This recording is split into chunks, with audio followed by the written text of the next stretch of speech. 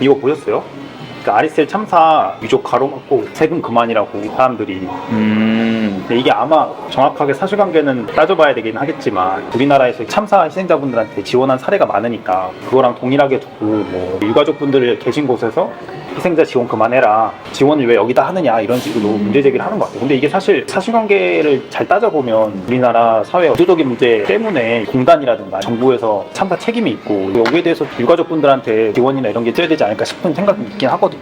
이거 관련해서 뭐가 문제였는지랑 이런 참사를 어떻게 예방할 수 있을지에 대해서 얘기를 해보면 좋을 것 같아요. 근데 그게 최근에 이태원 참사 있었을 때 그때 막 보상 문제가 많이 이슈가 돼서 그때 이후로 좀 더 관심을 갖고 사람들이 그렇게 대응을 했었던 것 같아요. 근데 이거는 카상에 있는 아리셀 거기에서 리튬 전지 제조하는 공장이었고 제가 알기로 그 리튬 전지가 국가에서 필요한 걸로 해서 사용됐던 거 아니에요? 그 제조품이? 정확히는 군대에서 쓰는 무전기가 있는데 PRC-999K라는 무전기가 있거든요. 그 밑에 리튬 배터리가 들어가요. 그 배터리를 생산하는 공장 중에 하나였거든요, 아리셀이. 그래서 제가 알기로는 지금 사고 관련해서도 국방부 쪽에서 아리셀한테 납품 받은 게 있으니까 혹시 문제가 있지 않았는지 조사한다고는 들었습니다. 그런 의미에서는 다른 사건이랑 비교했을 때 정부 쪽에 보상 책임이 더 부여될 수 있는 부분이 아닐까 싶은데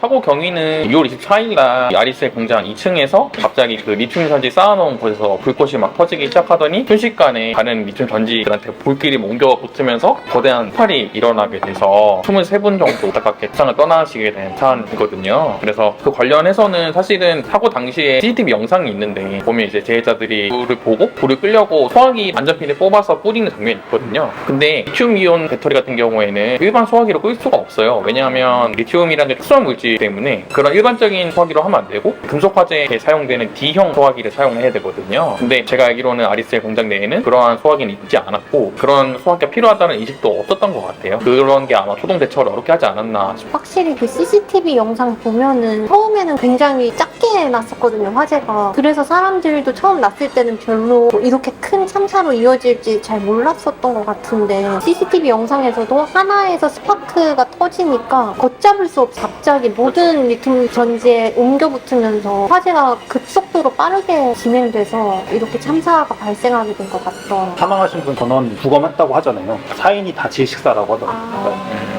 거기서 갑자기 연기 나고 화재 현장에서 정확한지 모르겠는데 거기서 뛰어내리신 분도 있다고 하더라고요. 그런 분은 살긴 하셨다고 하는데 거기서 빠져나오지 못한 23분은 다 질식사로 사망하신 것 같아요.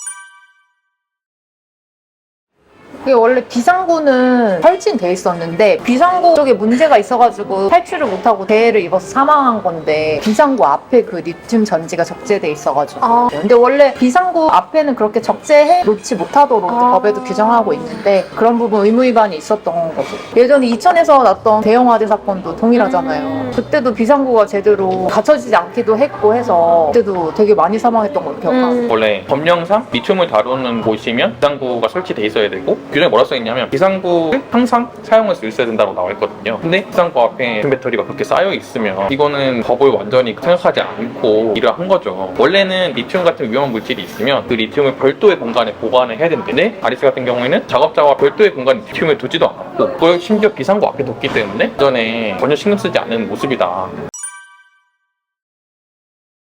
그게 진짜 어이가 없었어요. 사고 나고 나서 대표랑 이전 책임자 분이 나와서 인터뷰하는데 안전관리 교육 했냐 질문에 대해서 답변이 우리는 안전관리 책임 다 했고 후임 근로자들도 다 볼 수 있도록 통로가 어디인지 표시를 해놨다 이렇게 얘기를 하더라고요. 근데 사실 어디가 통로고 어디로 빠져나가라는 교육을 직접적으로 받지 않은 근로자가 그때 있는 것만 지나다니면서 봤어야 되는 거면 이거는 사실 교육의 의무를 다했다고 보기 어렵고 그리고 화재가 나면 당연히 앞이 안 보일 정도로 연기가 자욱한데 거기서 근로자가 그걸 못 봐서 못 나온 것처럼 얘기를 하는 것 자체가 안전에 대한 의식 자체가 결여되어 있는 거 아닌가 싶긴 하더라고요. 그리고 그때 당시에 리튬에서 그 화재가 발생했을 때 소화기를 찾아서 소화기를 뿌렸는데 그 소화기가 리튬에서 발생하는 화재 진압은 안 되는 소화기인 거잖아요. 그러면 당연히 위험 물질을 다루고 있는 업체에서 그런 부분들은 위험에 방지하기 위해서 적절한 소화기를 배치를 해야 됐고 그리고 화재가 급속도로 이렇게 확산이 되는데 리튬 전지 쌓여 있는 데서 화재가 발생했으면 매우 위험한 상황인데 그런 것도 미리 안전교육을 받았으면 그때 바로 보자마자 다 피했어야 되는데 사람들이 거기에 대해서 인식을 못하고 있는 걸 보면 당연히 그 부분에 대해서 안전교육이 안 됐다고 볼 수밖에 없잖아요.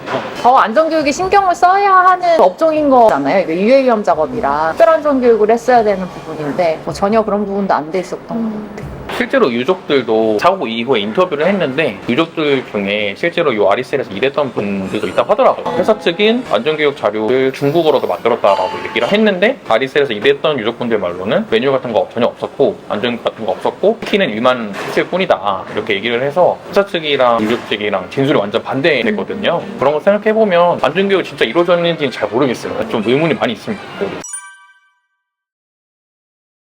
근데 좀 충격적인 게 2022년부터 거의 3년 동안 공단에서 실시한 위험성 평가에서 우수 사업장으로 선정됐대요. 그래가지고 세금 감면 혜택도 받았다. 실제로 위험성 평가가 제대로 안 된 거죠. 사실 사고 발생하기 며칠 전에도 똑같은 화재 발생한 적이 있다고. 정확히 말하면 22일, 사고 24일이었는데 22일이니까 이틀 전에 사고가 있었고 그 전에도 21년도에 2건, 22년도에 1건 동일하게 리튬 배터리로 인한 화재 사고가 있었는데 그거에 대해서 필요한 조치가 취해지지 않은 게 있었고 그리고 제가 알기로는 사고 이틀 전에 발생한 화재에 대해서는 이제 신고를 하지 않았다고 들었어요. 내부적으로 진화를 하고 문제가 없다 생각해서 그냥 이제 보고 안 하고 넘어갔다라고 저는 알고 있거든요. 이런 게 아마 사고의 어떤 원인이지 않을까. 제대로 신고가 안 돼 있으면 재해 발생 신고가 재발 방지를 위해서 추가적인 조치도 당연히 안 했을 거고 그래서 재발이 된 게 아닌가.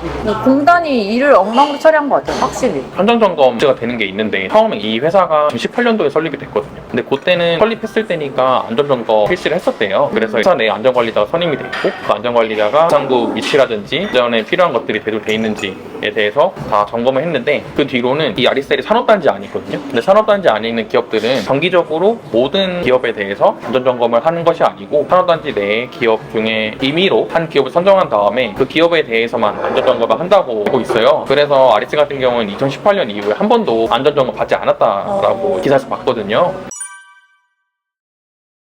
그 근로자가 뭐 100명이라고 하면 그중 절반 가까이가 파견을 받아서 했다고 하는데 사실 이거는 파견법 위반 소지도 분명히 있어 보이거든요. 파견법 관련해서 보면은 직접 생산 공장 같은 경우는 파견을 받지 못하게 되어 있는데 예외적으로 일시적인 아니면 간헐적인 업무의 경우에는 파견을 받을 수 있도록 예외를 열어둔 것인데 사실 보면 이분들이 수행한 일들이 리튬전지 포장이나 검수 작업을 하셨던 것 같은데 근데 그런 작업들은 일시적이고 간헐적일 수가 없는 거잖아요. 당연히 그건 상시적인 업무인 거고 상시적인 업무인데도 불구하고 이렇게 수많은 사람들을 파견을 받아서 작업을 했다는 것 자체가 파견법 위반 소지도 있어 보이고 파견을 받은 분들이 다 일용직 근로자분들이잖아요. 이게 외국인 근로자여서 소통이 잘 안 됐다 이거는 사실과 맞지 않는 것 같고 외국인 근로자들과 소통의 문제는 있었던 걸로 보이거든요. 근데 다만 일용직 근로자분들이고 하루하루 파견을 받아서 거기서 근무를 하시면 당연히 하루 왔다가 가는 분인데 그분들한테 안전교육을 완전하게 할 수가 없는 거잖아요. 그러니까 이거는 불법적인 파견을 받은 이게 불법으로 인정되지 않더라도 비정상적인 파견을 받아서 작업을 수행한 게 위험과 연결될 수밖에 없는 구조였던 것 같아요. 그리고 그게 원래 메이셀에서 파견을 받았던 거고 아리셀이 이걸 사용했던 사용사업주인데 메이셀한테 책임이 있다고 서로 전가하는 그런. 구체적으로 말하면 아리셀에서는 자기네들이 업무 지시한 적이 없다라고 얘기를 하고 있고 메이셀의 주장은 아리셀 측이 업무 지시했고 메이셀은 그냥 아리셀의 요청이 있으면 필요한 인원수를 자기는 공급했을 뿐이다라고 주장하고 있거든요. 불법 파견도 불법 파견인데 일단 기본적으로 파견을 하게 되면 사용사업주랑 파견사업주가 다 산업법상 책임지긴 하는데 그래도 현장에서 작업할 때 관리감독 책임은 사용사업주한테 더 있거든요. 그러니까 원래는 아리셀이 실질적으로 안전교육이라든지 안전조치 관련해서는 더 책임이 있었다고 보이는 것 같아요.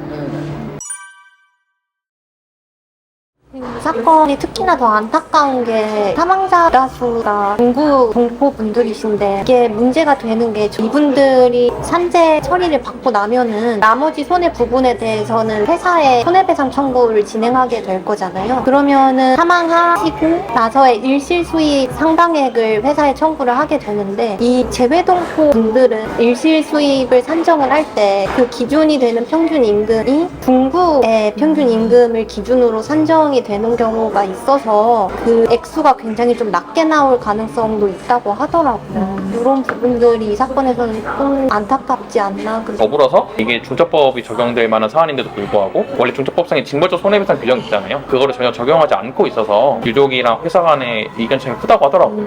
회사 쪽에서 김현장 선임했다고. 아 그래요? 회사 쪽에서 선임한 거는 민변에서 노동위원회 쪽으로 있는 분이 선임했다라고.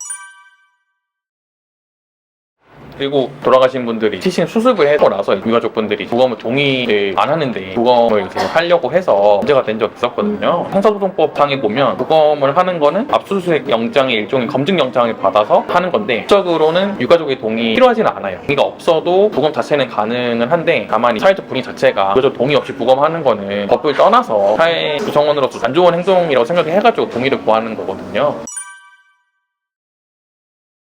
그래서 지금 이제 영상 촬영하기 한 하루 전쯤에 고용노동부에서 아리셀 대표랑 선거의 본부장이 있어요. 그분은 아리셀 대표 아들인데 그 두 분이 고용노동부 경기지청에서 조사 받는 걸로 알고 있거든요. 조사 진행하면서 아마 여러 가지 지금 혐의, 중처법 포함해서 산업법, 사견법 위반 혐의 이런 거에 대해서 폭넓게 조사를 할 것 같아요. 근데 이건 또 이슈가 된 사건이니까 저희 중첩법 사건 많이 하는데 사건 진행 엄청 빨리 안 되잖아요.